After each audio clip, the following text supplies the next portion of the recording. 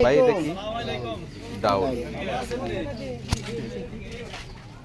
মুরগির রোস্ট আর কজন আছে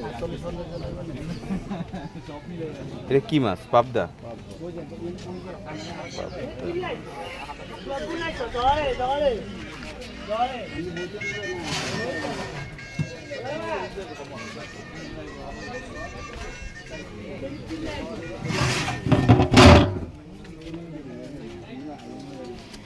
আসসালামু আলাইকুম।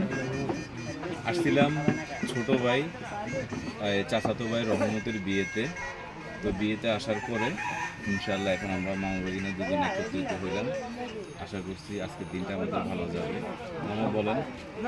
বাগিনার বিবাহ মেজ বাগিনার আল্লাহ তালা আমাদের দাম্পত্য জীবন ভালো রাখুক।